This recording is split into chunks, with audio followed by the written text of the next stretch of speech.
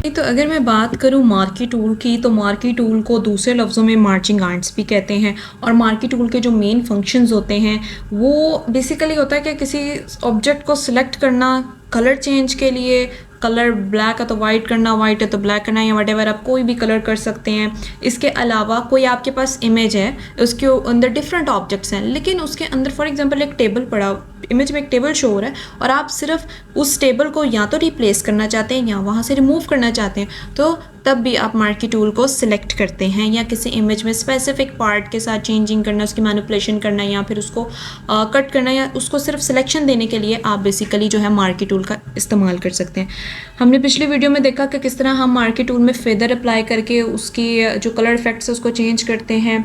हम addition subtraction के options को यूज़ करते हैं। अब हम देखेंगे कि हम एक इमेज पे कैसे मार्की टूल के मार्की टूल को यूज़ कर सकते हैं। तो इमेज ओपन करने के लिए दो ऑप्शंस हैं, या तो आप फाइल में जाएं और फाइल में जाने के बाद यहाँ पर ओपन का ऑप्शन है, इसको सिलेक्ट करें, या फिर आप अपने कीबोर्ड पे Ctrl+O भी क्लिक कर सकते हैं, जिसकी वजह से आप अपनी इमेज ओपन करेंगे। अब लेट्स सपोज मैं यहाँ से क्लिक करती हूँ या कीबोर्ड पे Ctrl+O जो इकट्ठा क्लिक करती हूँ, तो मेरे सामने ये मेरे ऑप्शंस डिफरेंट जो है मेरे खुल चुके हैं। अब यहाँ पे आके मेरी पिक्चर्स में मेरे पास डिफरेंट मटेरियल पड़ा है, तो मैं यहाँ पे अपनी पिक्चर्स में आऊँगी और पिक्चर्स में अपनी जो भी इमेज मुझे फ़िलहाल चाहिए वो मैं ओपन कर लूँगी। फ़िलहाल मुझे ये वाली इमेज ये वाली चाहिए, तो मैं इसको ओपन कर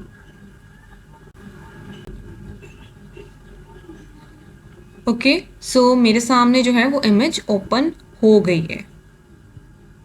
ओके, तो आप देख रहे हैं इमेज मुझे फ़िलहाल बहुत ही कंसाइज छोटी सी लग रही है, तो मैं बस चाहती हूँ कि मैं इसे अपनी इमेज को थोड़ा सा बड़ा करूँ, अपने कैनवस पे थोड़ा बड़ा करके देखूँ, क्योंकि मुझे फ़िलहाल ये भी समझ नहीं आ रहा पिक्चर में क्या है। तो मैं अपने कीबोर्ड पे कंट्रोल और प्लस का ऑप्शन क्लिक करूँगी, ताकि जो टैब है वो क्लिक करूँगी और मेरी इमेज देखिएगा जूम हो जाएगी। देखा, मेरी इमेज जो पहले काफ़ी छोटी थी, अब वो मुझे थोड़ी सी जो है वो अनकम्फर्टेबल, मैं अब इसके साथ कंफर्टेबल हूँ, मुझे सही समझ में आ रहा है। और अब मैं इसके ऊपर मार्की टूल यूज़ करूँगी, बट बिफोर दिस आपको बैकग्राउंड अनलॉक करना पड़ेगा। मैं यहाँ पे पैनल पे आई हूँ, मैंने राइट पैनल की बात की थी, राइट पैनल पर आई हूँ और राइट पैनल में नीचे आपके पास ये लेयर्स, चैनल्स और पाथ का ऑप्शन है। तो यहाँ पर मैं फ़िलहाल लेयर्स पर हूँ और लेयर्स में मुझे नज़र आ रहा है कि मेरी जो फर्स्ट लेयर है उसके अंदर मुझे क्या शो हो रहा है। तो इसके आगे बैकग्राउंड और ये लॉक लगा हुआ है, इधर जस्ट मैं 2 दफ़ा क्लिक करूँगी और यहाँ पर मैं ओके के ऑप्शन पे क्लिक कर दूँगी और आप देखें कि मेरी जो इमेज है वो अनलॉक हो चुकी है। ठीक है, दोबारा लॉक करने के लिए ये इमेज के ऊपर लॉक का ऑप्शन आ रहा है, इसको क्लिक करें, वो दोबारा लॉक हो जाएगी। अब मैं इसको दोबारा अनलॉक करूँगी, ठीक है, उधर ही क्लिक करके। ओके, तो आपने देखा कि जो कैनवस मैंने पहले ओपन किया हुआ था वो अलग बार में आ रहा है और ये मेरे पास बिल्कुल पिक्चर अलग ओपन हुई है। ठीक है, अब मैं इसके ऊपर मार्की टूल अप्लाई करूँगी।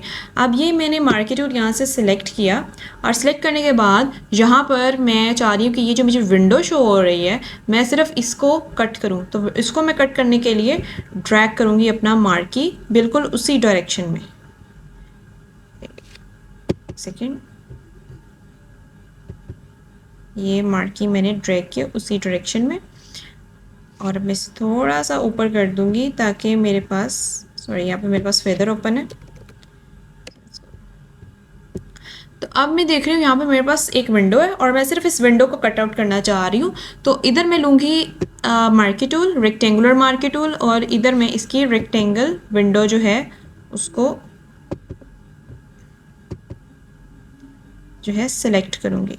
तो ये मैंने रेक्टेंगल विंडो उसकी सिलेक्ट कर ली है। अब रेक्टेंगल विंडो सेलेक्ट करने के बाद मैं अपने बोर्ड के ऊपर, कीबोर्ड के ऊपर वी क्लिक करूँगी और आप देख रहे हैं मेरा कर्सर चेंज हो चुका है, यानी वो मेरे पास मूव टूल में आ गया। अब देखें मैं इसको मूव कर सकती हूँ। आप देखें मैंने विंडो जो की है, ना मैंने सीजर को दबाया, ना मैंने कट, ना इरेजर, और वो देखें जैसे ही मैंने उसको ड्रैग किया वो वाला पार्ट मेरे से रिमूव हो गया। अब मैं चाह रही हूँ कि ये वाला पार्ट जो मैंने यहाँ से हटाया है मैं इसको अपने कैनवस पे ले जाऊँ जो जिस पे मैं काम कर रही थी। ठीक है, तो अब मैं यहीं से इसको पकड़ के ड्रैग करती करती सीधी लेके जाऊँगी और अपने जो मेरा माउस है उस पर मैं लेफ़्ट साइड पे जो आपके माउस के दो टैब्स होते हैं, मैं लेफ़्ट साइड पे क्लिक करूँगी अपने माउस पे और क्लिक कर ही रखूँगी ताकि मेरी सिलेक्शन ख़त्म ना हो जाए मूव टूल की। और अब मैं इसको पकड़ के बिल्कुल ड्रैग करके इसके ऊपर लेकर आ रही हूँ, अपना जो कैनवस था उसके नेम के ऊपर, ठीक है। और अब मैं इसको यहाँ पर ड्रैग कर दूँगी अपने कैनवस के ऊपर। यहाँ पर लाके आप देखें प्लस का साइन हो रहा है, इट मीन्स के कर्सर के पीछे हमारी इमेज मौजूद है। और जस्ट मैंने इसको छोड़ा तो वो इमेज वहाँ पर आ गई। एक्चुअली वो इतनी छोटी है कि यहाँ पे हम लेकिन हम इसको बड़ा कर सकते हैं। आपको बड़ा करने के लिए इसकी स्केलिंग करनी पड़ेगी, और स्केलिंग करने के लिए आपको Ctrl+T क्लिक करना पड़ेगा। आप देखिए मैं Ctrl+T क्लिक किया और वो आप देखिए एक सिलेक्शन आपको नज़र आ रही है, और मैंने जस्ट इसको यूँ पकड़ के स्केल कर दिया, कॉर्नर से पकड़ के उसको ड्रैग कर दिया, और इसके बाद मैं जस्ट एंटर क्लिक करूँगी और मेरे पास वही इमेज आ गई, ठीक है। तो किसी भी इमेज में कोई भी छोटा मोटा पार्ट आपने क्लिक करना हो तो आप इस तरह से अपना पार्ट जो है वो क्लिक कर सकते हैं और इसको दूसरे कैनवस के ऊपर लेकर आ सकते हैं। तो ये एक बेहतरीन एग्जाम्पल थी कि अगर आपके इमेज में से कोई भी चीज़ कट करनी है तो आप किस तरह से उसको कट कर सकते हैं, ठीक है।